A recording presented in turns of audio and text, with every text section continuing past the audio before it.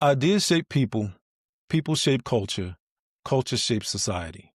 But most people never examine the ideas. iNTv is a conversation about the assumptions beneath modern life, where psychology, philosophy, culture, politics, and relationships meet. The name is inspired by the Myers-Briggs personality framework. I'm Damien, here with my co-host Josh. We're both INTPs, and this space is dedicated to thinking things through fully. Welcome to iNTv. So today we're joined by David Beckemeyer, the host of the Outrage Overload podcast. David is an expert in political polarization and media literacy, focusing on reducing toxic outrage and promoting civil discourse. With insights from social psychology and communication studies, David helps listeners understand the mechanics behind outrage media and offers practical strategies for fostering unity and understanding in a divided world. So, David, before we get into any of that, for the people who may not know your work, tell us a little bit about yourself and what led you to become interested in these questions. Yeah, well, it's great to be here. So I was a tech engineer and then later into management for many years. And I retired from that space and um, sort of just found myself living in the world we're all living in, that most of us can relate to, with kind of the division and kind of witnessing the 2016 election sort of got people riled up a lot. And we started seeing a lot of people, sort of unfriend each other on Facebook and other places. And even in real life, and long-term relationships sort of broken up over politics. And then we saw another wave of that when the COVID and the lockdowns were happening. We saw a lot of people getting in sort of arguments and breaking friendships over that. And I just sort of thought, that this seems bad. Like what's going on here? And I'm sort of a science geek. So I thought, I bet there's research being done on this. I bet there are people looking into this that are a lot smarter than me. And that's what I found.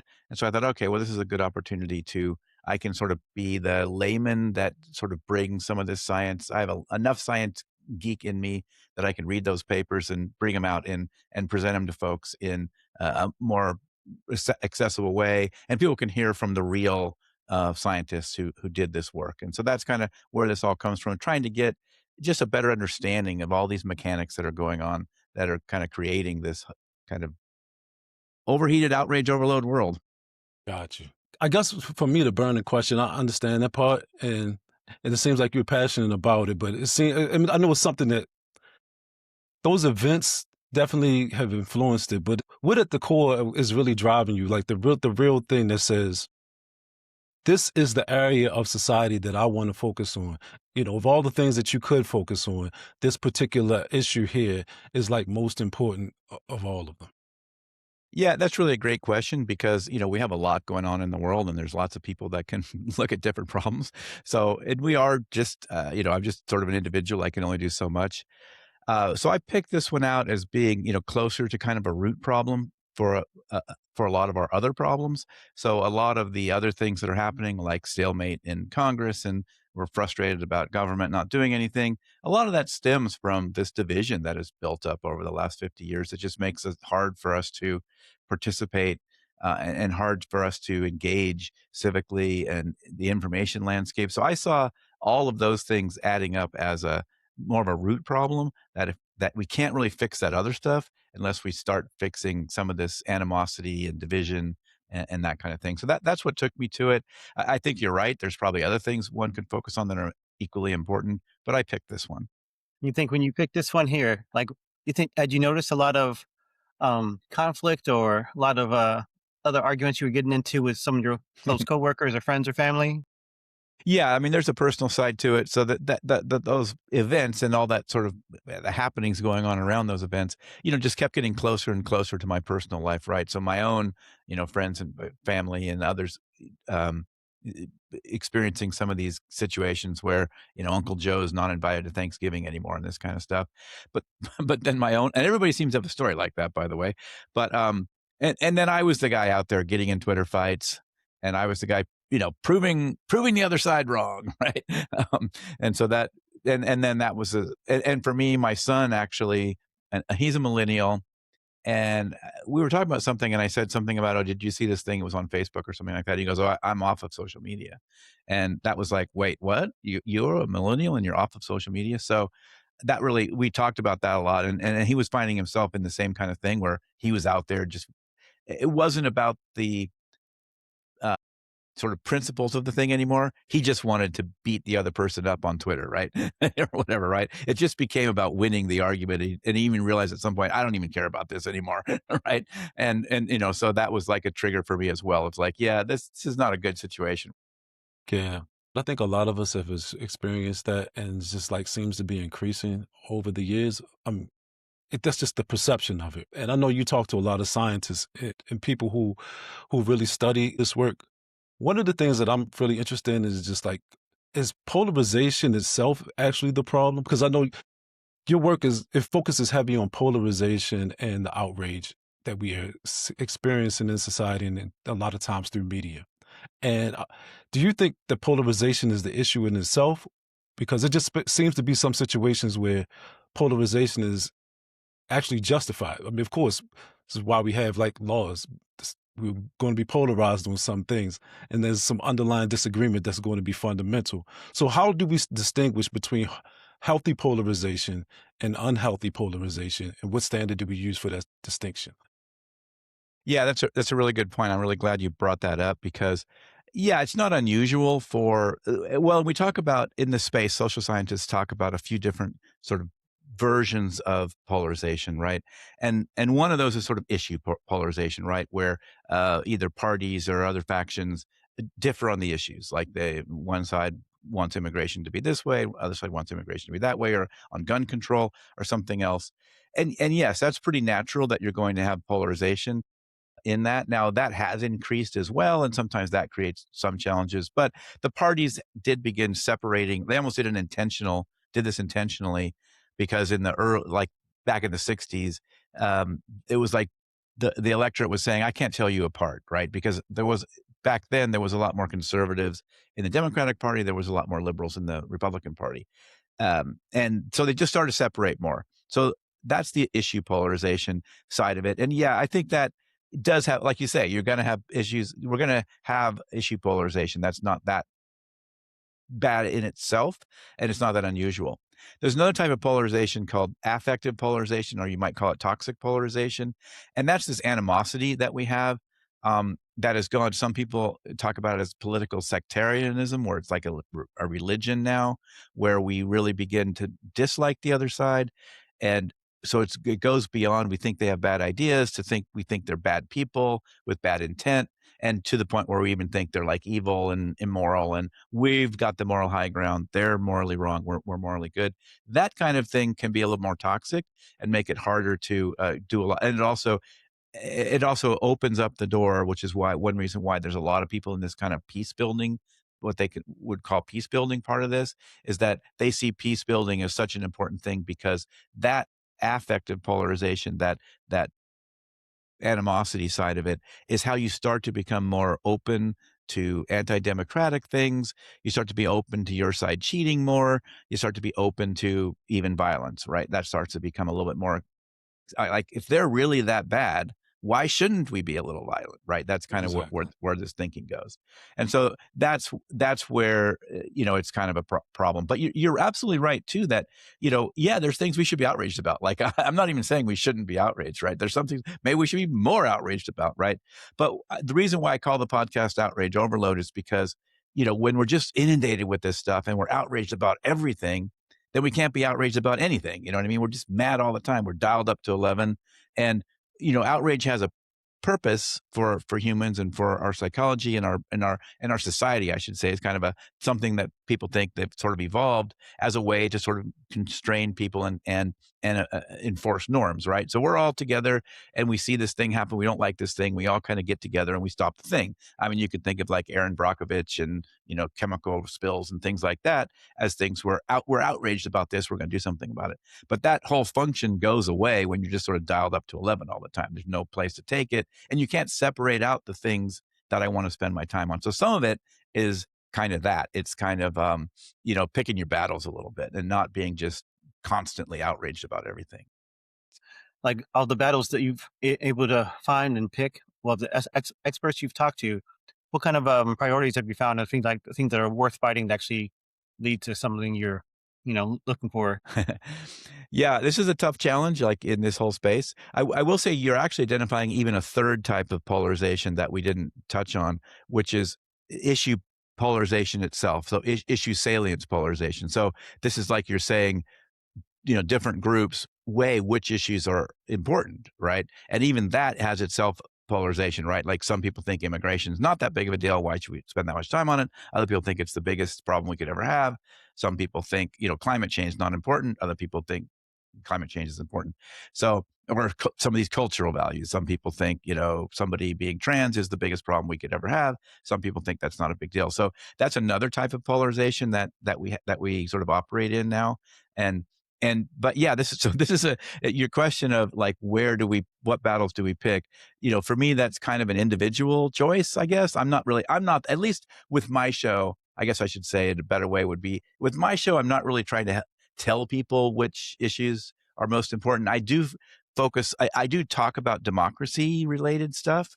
So I do mix that with the other things we talk about. So how do some of these things impact democracy? So I do talk about that, and I do try to focus on those issues. But overall, we don't talk a lot about specific policy issues and things like that, and recommend. We don't make sort of policy takes on things, and we don't advocate on this show those kind of things. I leave that for others to talk about. So I more talk about sort of how we talk about resolving those things rather than actually advocating for specific ones. Like I say, other than I do take calling out sort of anti-democratic things, which I take flack for sometimes, right? I've listened to some of your work, your interviews that you've done, and I remember you called. I mean, I think you described it as democracy as like a high friction environment where people have with significant differences come together like under one coalition. And my question would be, do you have a specific coalition or umbrella that people do come together under? So like if pluralism is a value, what is the larger principle that makes pluralism possible? Because we have to come together under something that has to bond us together. Because it seems to me like your focus is about taking the temperature down in these conversations. And to be able to do that, we have to find some sort of common ground. So I think this question just speaks to the common ground that we're trying to find with each other. Right. And a lot of people sort of talk about when they think common ground, it's almost like a bad word because I'm compromising some value and this kind of thing. So it's when we talk about common ground, I want to think about more in the ways that you're talking about these larger things that are bigger than common ground on gun control or something, which is more some kind of a compromise, right? But common ground on these bigger things, like you say, like, do we value pluralism? Like, is that a thing we want to value together, right? That was something that's kind of a foundation of how our country was set up.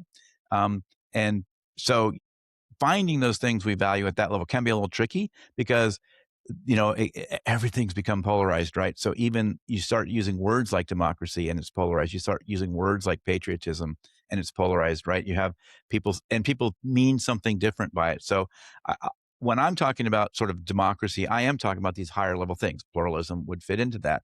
And I would think about things like, simple high level things like free and fair elections and having representation of some sort. And, these higher level type things, civil rights and human rights and rule of law. So I don't think of it like when I'm talking democracy, I'm not talking, maybe a specific version of democracy and a specific, the electoral college and, specific, some of these policy things. I am talking about it at this higher level that, again, I would hope generally these things could be seen as common values, right? That we all care about those things. And generally when you look at, you know, uh, polling on this, people do value those things if they're framed well. Like, if you use the wrong kind of code language, then it can, and that's such a challenge. We're in this world now where everything can come across as coded language, even when you don't mean it that way.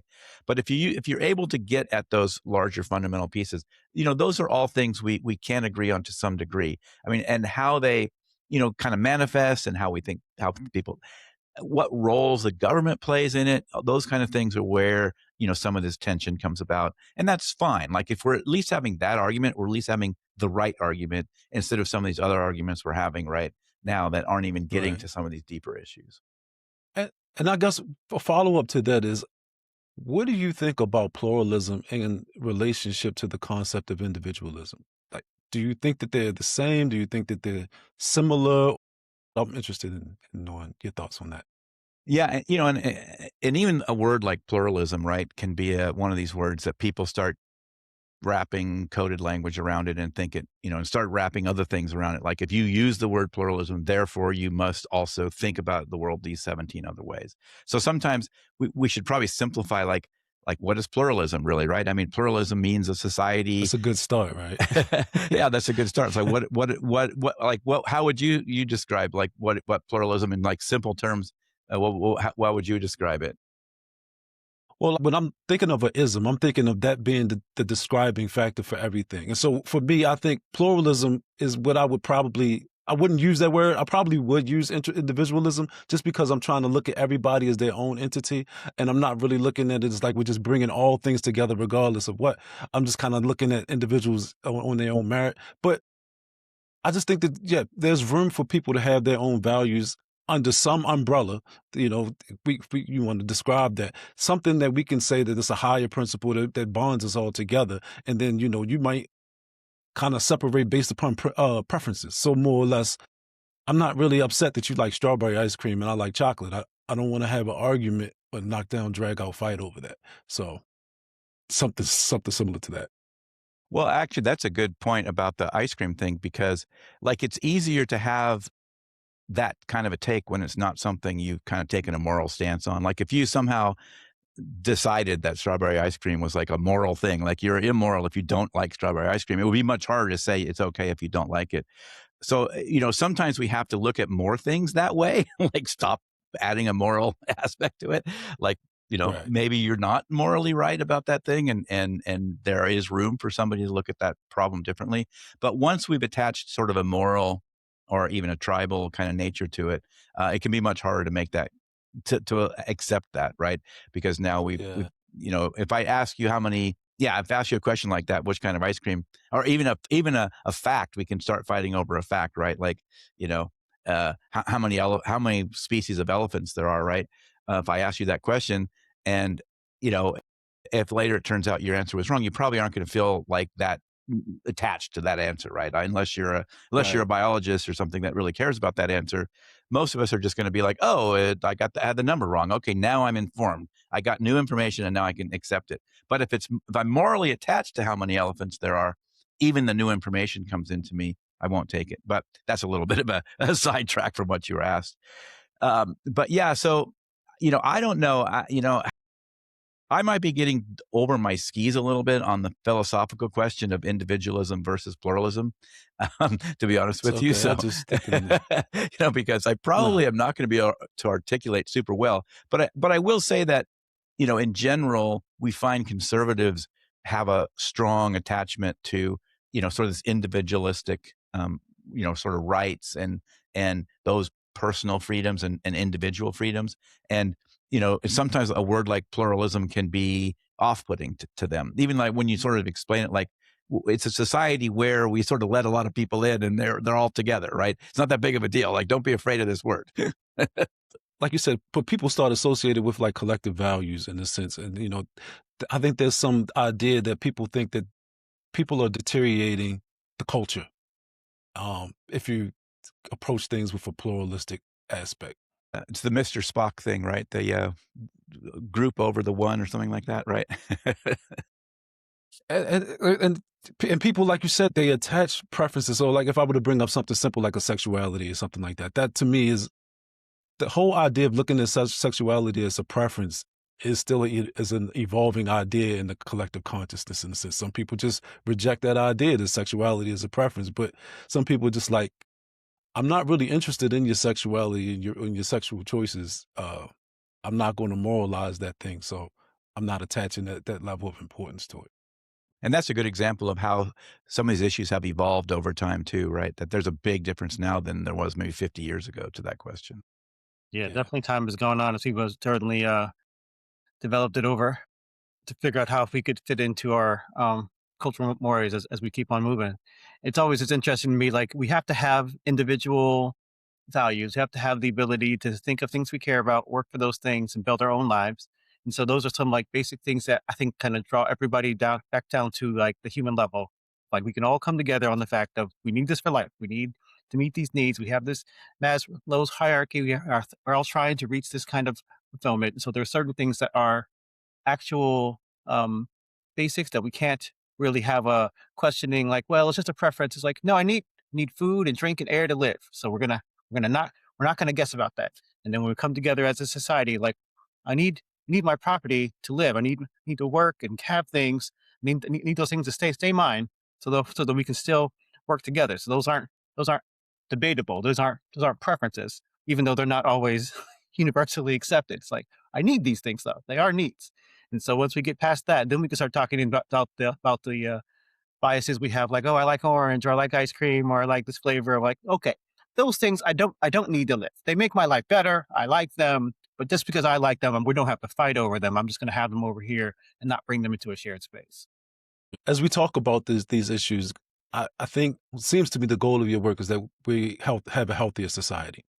Um, and I think my question would be, do you think the larger challenge is developing the citizens to be more resilient to outrage and polarization, or in creating media environments that are less rewarded for amplifying outrage?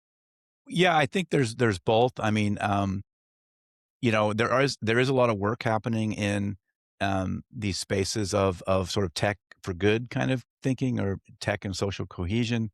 So there are people looking at those problems, and maybe and there even there's some new platforms that that have opportunity to maybe change some of those incentives. Um, I'm a little bit my work is I and how I play into that is I try to bring some of that stuff out to the public so they know about it, because a lot of this stuff just doesn't get the attention. So I try to make my audience more aware of it, because a lot of times we only hear all the bad stuff and we don't know that there's actually good stuff happening.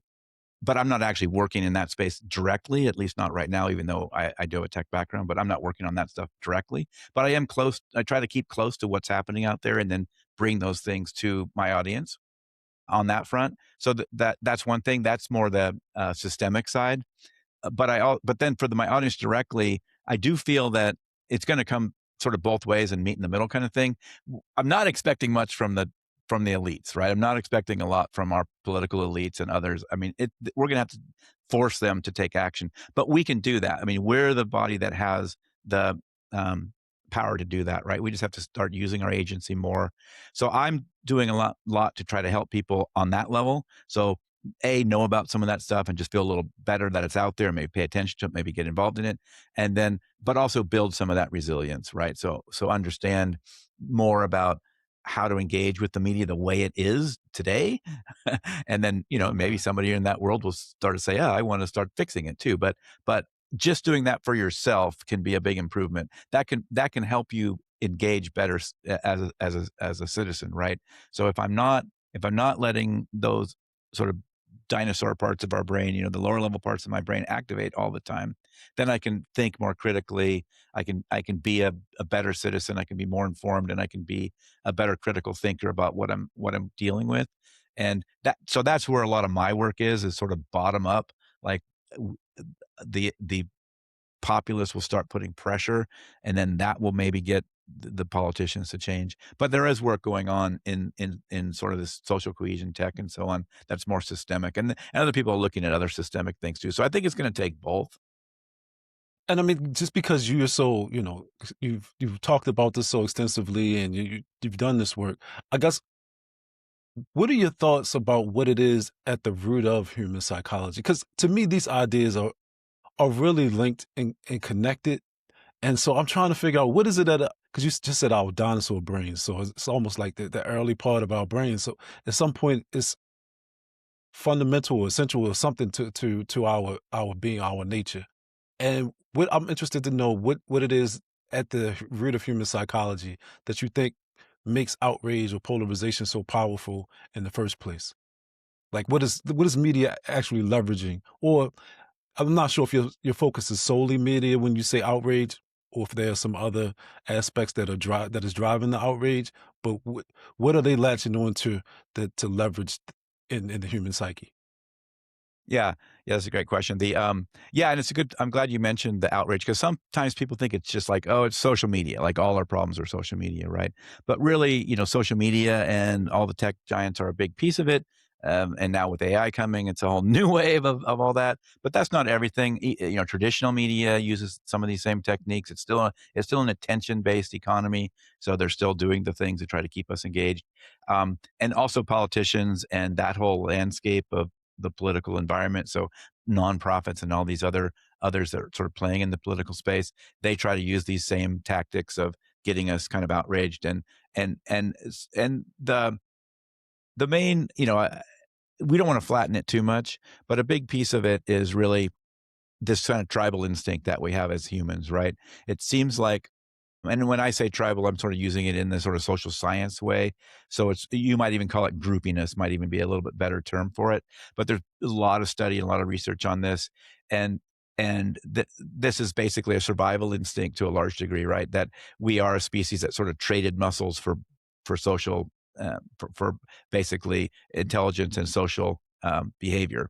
So our brain knows it needs to be part of a group to survive. That's what it thinks about the world. Even though that may not be as true as it was 50,000 years ago, that those are strong instincts in us. So this drive to be part of a group is really strong because being ousted from the group is essentially like a death sentence. And socially, it feels even worse than physical death because it's just this panic mode, right? I'm alone now. So that's a big piece of it. And so then that has then sort of spills out into other things.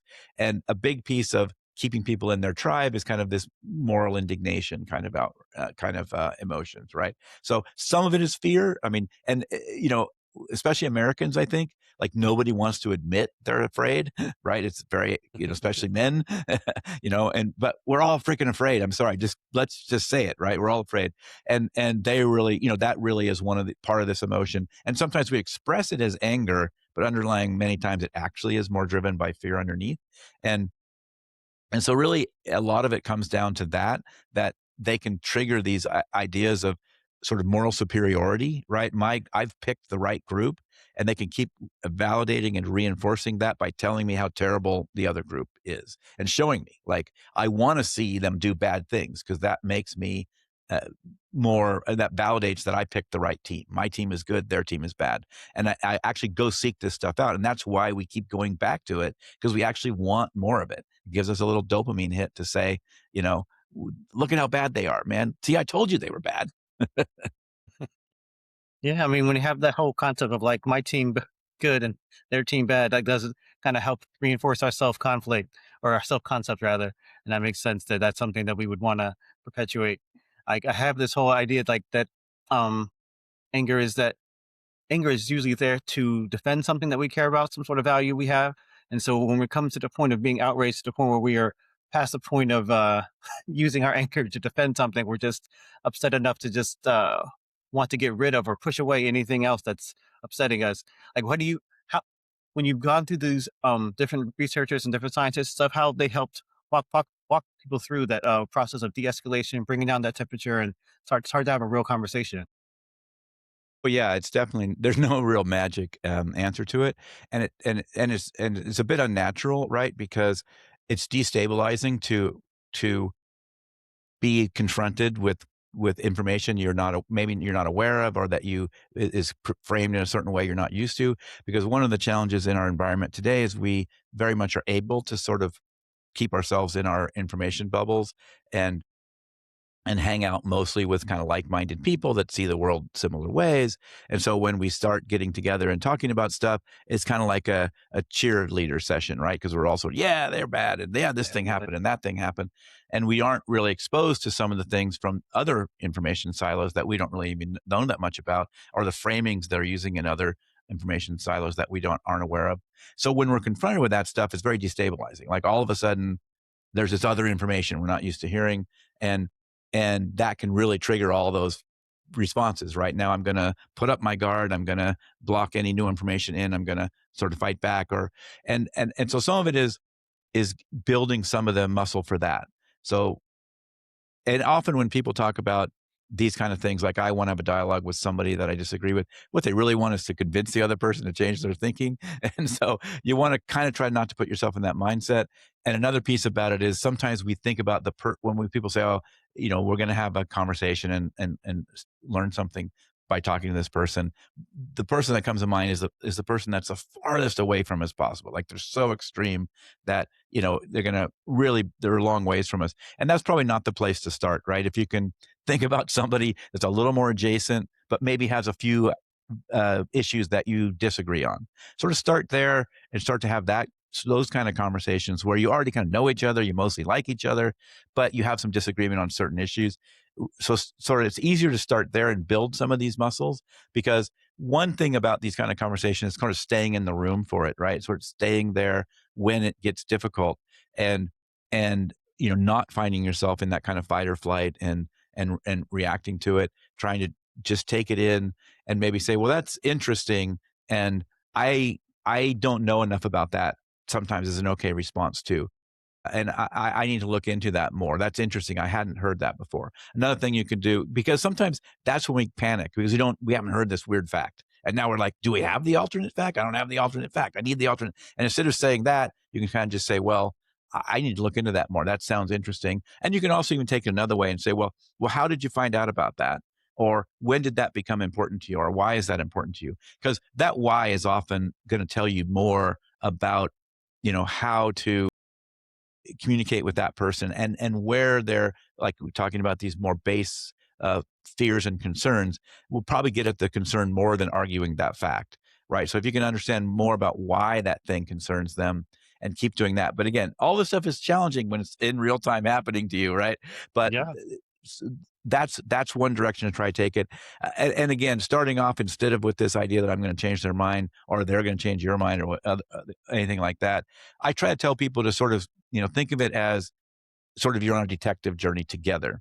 So we're going to try to understand why we look at this differently, because at least that way we can both win, right? If I know more about why you see it that way, and you know more about, if you come away knowing more about why I see it my way, then we both win, instead of this idea that somebody's got to win and somebody's got to lose the argument. So trying to reframe it so there's a win-win is really, really important. And don't get your hopes up that you're going to change people's mind. And also don't be afraid they're going to change your mind. Like sometimes we don't want to have these conversations, or we don't even want to let the other person present their view because, oh, they might change my mind. Or if I listen to them, doesn't that mean I support it? No, it doesn't. You could have both things at once. You can understand more about why they see it that way, and also still completely hold to exactly your same view you had when you started. You don't have to change your mind at all. Nobody can make you change your mind. It's not how minds work. Right. And I guess as you're talking, the thing that's kind of concerning to me is because it seems to me that these concepts have been talked about for a while. And so what I'm thinking about is like, as we know more about these concepts, are we actually getting better with knowing them? Or do we have evidence of getting better? Or what has been your results or findings when you, like, in reference to that? Yeah, it's a fair question. I mean, I think to some degree, we almost, to some degree, some of these things seem a little like tropes, or seem trite, right? Like it's too easy. It can't be that easy. And so we kind of reject them, like there must be some other answer. It's like, sometimes, it's just like being more mindful, and some of that actually works, and it's kind of like we almost don't want to accept that some of these things can help, and so the question, is there, I think if you look at the overall, when I talk to experts that have been in this for a long time, it's sort of, they talk about how it's not necessarily like a good vibes world to be in, because things haven't really gotten that much better over the last sort of 20, 25 years thinking about it, right? For individuals that I've, met on the show or through the show, yeah, I've had individuals say, "Oh, that really helped me to see that better, and I've moved to a new place now, and I'm looking at things differently." So it's great to get that kind of feedback. But as a society, right now, it's not going in that direction, right? Even though a lot of the things we could be doing for ourselves, and a lot of times, sometimes people think, like, if I'm going to tell you, if you want to really understand this a little bit better, you could listen to people on the other side. they see that as, well, why would I help them? It's like, well, you're not doing it for them. You're doing it for you, right? Right. Um, Exactly. but and even if you want to be an advocate, if you understand their concerns better, then you're going to be a better advocate for your place. But if you don't know anything about what they're concerned about, you're not going to be a very good advocate for your position, because they're just not, you're just not presenting anything in a way that addresses their concerns. So that's sometimes the problem, is people see it as somehow I don't want to help the other side, so I'm not going to do this. But yeah, I think overall it's been getting worse. I mean, I think it's hard to deny that it's been getting worse, which is why so many of us and are kind of trying to highlight and do some of this work. I mean, I'm not alone in this. I mean, that's something that I think is a positive to let the audience know Good. about too, that there's a lot of people working on these things. That's good. Yeah, because I think for me, the thing that I don't think that can be avoided, it seems like it's coming through in what you're saying, is that this really is some type of capacity that needs to be built up and developed in individuals. Because I don't think that we can really look at the systems to help us, in the sense that the systems are benefiting from the polarization, the outrage, um, media, uh, all forms of media, or even politics, politicians. Like, I don't even know. I guess maybe that's a good question to kind of see. Like, maybe there's a different area. I know I've brought up media a lot, but in the politicians, do you think of it more of a, not necessarily in a money making way, but just in a, here's some outrage to take your attention while I'm doing all the other things on on the other hand. Yeah, for the politician side, the currency is power, right, rather than money, right? I mean, I'm sure they're getting money too, but the big currency there is power. So it's still the same kind of thing, right? And so one of the simple ways that they benefit from it is it just simplifies their job, right? Like their job is to get elected. So if the message is the other side is terrible, that's a lot easier to do than tell me about your policies, tell people about my policies, and then have to, sort of abide by those policies. So, politicians like that dynamic, that they can spend more energy just telling you how bad the other side is, because it simplifies their life, right? And I think to your question about, it kind of goes back to something we talked about before, about whether this is sort of more, how to deal with it systemically versus individually. We really do have to change these systems too, but to some degree, the systems aren't going to change until we sort of push it and start making a bigger deal about it individually. So we have to get better, sort of build the resilience, build the understanding, so then we can create some coalitions to push some of these things to change. And it's a challenging environment, because there's a lot of money behind, keeping this the way it is. And so we're going to have to really use our power to try to make some of these changes happen.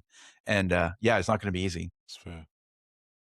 Yeah, It's not going to be fair. easy, but it definitely has a shelf life. There's only so much outrage you can have. There's only so much time you can be angry before you're like, I have feelings, but I also have needs as well. And I've been angry for a long period of time, and nothing's changed, or it's gotten worse. And there's only so much worse I can stand before I'm like, oh, hit a hard stop here. I'm either burnt out from this and I can't stand it anymore, or it's not going to profit me if I just stay angry all the time. I need to start doing something. And it's good that you're Right. bringing awareness to all this, because that's where it starts. You have to at least be aware of something before you can do something. And only actions are going to change the world. So that's always something I'm always looking for. What kind of actions are the next people taking to kind of fix things a little bit more, to get a little more emotional maturity, to be able to say the issue is not myself, we're different things, different people. I can assess these ideas without being so dramatically influenced by them that they're gonna ruin my life. So how can I work together with people who have strengths where I have weaknesses, so we can work together to build the next new thing we want to see? What kind of strategies have you seen that work, or what does success look like for you? Yeah, well, success looks like for me, like, you won't need a show like mine, right? That would be a success. But yeah, and I think you're hitting on a big piece of this. I mean, you're really seeing this. You're seeing this in polling numbers and other research, really showing that people are kind of getting to that kind of fed up level, right? Like, they're realizing it's not good for us, and it's not sustainable, it's not helping, and like not getting anywhere. A lot of terms like this exhausted majority is one that's kind of out there, and there's some others that's really, and you're seeing numbers like just more and more people declaring as independent, because they're sort of feeling like neither party is really representing them very well. And I think those are all indicators that this, is kind of snowball is kind of building, and we might see something happen. I mean, with a lot of these things, nothing happens until something happens, and it kind of happens all at once. And I'm kind of hoping this is one of those. But some of the most effective things in terms of ways to start lowering the temperature in communities is to mix not just conversation, which is fine, but conversation in a broken environment kind of doesn't solve all of our problems. So kind of mixing conversation with action, with projects, things like that, right? So you're seeing a lot of efforts that are really seem to be having the most effect of putting together, cross partisan teams to go solve, to identify problems that they agree are a problem, and then go work on that problem. And it's almost like, it's like what we need is like a national service again, right? Where we have to go work with people that are different politically and otherwise, and sort of figure out how to work together and solve a problem together. And you learn to know people, you learn to appreciate them, like they have kids, they they're the same problems you have, like you talked about at the beginning, those same basic needs, they're the same, and that kind of thing. So you get to have a better you can better humanize other people. So it seems like that's a big thing, and the challenge is there is kind of scaling that. Like, how do you scale that up? People are doing that in communities, in dozens of people at a time, but we've got to scale this to millions of people somehow. But that's one big thing. And then, I think there's some opportunities in tech. Some of this, the tech for good stuff I was mentioning, there's some opportunities there with there's some cool projects out there that I think have the potential to really change these incentives of media. Because today an article, or something is going to is incentivized to get more clicks or likes. So it doesn't matter who clicks or likes it, right? You get the bonus that way. So we need to change those incentives so that, well, one project called Amula, which is still small, so it won't look like much if you just go to the site, but they have underlying a different algorithm for how it gets how authors are incentivized. So it works a little bit like community notes, if you're familiar with that, on Twitter and some of these other platforms, where the note only gets published if it gets a certain number of sort of approvals or recognition from people across the political spectrum. Otherwise, if that note only gets liked, or whatever, I don't think it's called a like, but only gets sort of promoted or accepted by people on the right, that note doesn't go anywhere, or vice versa, right? But if that note is approved or recommended by people on the left and right, then that note gets published. And that's in this model, and this Amula model, they have a pool of money from paying subscribers that then is distributed to authors based on the same kind of thing. Like, if your work is liked, or equivalent of like, viewed and recommended and shared by people across the multiple places and various ideological pools, then you get a portion of the overall money pool. If your if your articles are only liked by people in one ideological group, you won't get any money. So if you post something really hot that people love, but it's only people on the right or only people on the left that love it, you won't get any incentive. You won't get any revenue.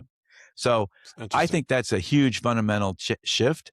And and I always tell people that are writers now, I say, if you say you're sort of both sides, and you're just being fair and neutral or nonpartisan, here's the test. I mean, go put your stuff out on that platform, and if you don't make any money, it's probably not as neutral as you thought it was. No, that's cool. I like that. I've never heard that idea. Well, I haven't heard even community notes. I'm online in some spaces, but not in all. But I think that's interesting. I'd like to see the results of that, to see how that really shakes out. So you've kind of given me the answer to my last question. I was really trying to see, since we all this is at the root, polarization and outrage, and more. Oh, I guess there's symptoms, not root problems necessarily. But I just wanted to know, like, what would be the one biggest difference that we can make going forward to for the next generation? Yeah, well, it's certainly, there's certainly not any one area. That's why I think we need a large, like, there's some folks doing in this peace building work, the Burgesses, Guy and Heidi Burgess, that have been in this space for a long time, and they have a project, uh, beyond intractability, and they talk about this idea of massively parallel effort. And I think that's what this is going to take, right? It's going to take a lot of people attacking it from a lot of different ways, and all that collectively will make differences. So there's people working on civic education. I mean, that's a big factor, that, just understanding how government works, how our own government works, that when we're voting, and what does that mean? And how much power should a president have? And how does Congress work? And those basics are big. So civic education is a piece of it. Information skills is a piece of it, right? Just getting better, more information literacy, and better at sort of identifying, simple logic flaws, and just identifying better, easier. I mean, and believe me, that's a tough, in our information landscape right now, there's no magic answer for that one. That does take work, but just getting better at sort of dealing with our information environment, that's a big one. So I think we have to work in all those places at once. There isn't any sort of one magic silver bullet here, and we do have people working in a lot of these things, in a lot of these areas, and and I'm kind of working on building some resilience. That's one thing. It's not all the things. It's one thing that's a piece of this, that if we could become a little more resilient to some of this, like I talk about inoculation a little bit. So like if you want to go consume a partisan TV show or something, partisan news, and you say, well, I want to check that out. Just go in with that sort of mindset that, yeah, they're probably going to try to make you mad. Like that's what they do. So when you start feeling it, going, oh yeah, they're doing the thing, they're trying to make me mad. And then you can kind of assess it a little better. Like, well, how real is that? Like, okay, they're trying to get me mad about that thing. Maybe I should deep dive into that a little bit more. Maybe there's another side to that story, or there's a few things they left out that would have made it not, like, sometimes you look at these headlines, it's like, oh, this senator did this thing. And it sounds terrible. Like but then you look and you go, well, when you see this and they also said that, it's really not as bad as they tried to portray it in that headline. And you'll find that's true of many of the things that are being thrown at you to get mad at somebody. Yeah, and I mean, even your work that you, like you said, the work that you do now is, helping with that, and I'm appreciative of it. I'm appreciative of the conversation, because this doesn't seem like it wasn't a partisan conversation that we had. We just had a conversation about the ideas of this polarization and tribalism and outrage. So I appreciate that, and I appreciate your work. Yeah, well, thank you. And it is a very symmetrical problem. It's like, a lot of people think, oh, the other is, we're polarized because the other side is doing it. It's like, no, we're all doing it. Right, exactly. So yeah, we're pretty much almost out of time, and just want to give you some space to plug all of the things that you're doing, or your website, or where people can find you. Yeah, you can find the work we're doing at outrageoverload.net. We're a Connors Institute podcast, and we're also a member of the Democracy Group, which is out of the McCourtney Institute out of Penn State. And so we have some podcasts. Outrage Overload is our flagship podcast. We have a few others. And we also have a Substack. So for some people, podcast isn't their thing, so they can read our work on Substack. And then we also host events and QAs and things like that. And you can find all that at the website, outrageoverload.net. And that's also where my contact info is. And as you know, as podcasters, we love feedback. So don't be shy. I answer everything, every email I get. Absolutely. And all of the contact information will be included in the show description. So awesome. Make sure you go and check it out. I mean, thanks for being here, David. I appreciate it. It was a great conversation. I learned a lot, and hopefully people come and find out how to take down their temperature and lower some of this polarization and outrage that we have in society. Yeah, well, thank you for the opportunity, and those were great questions. Appreciate it.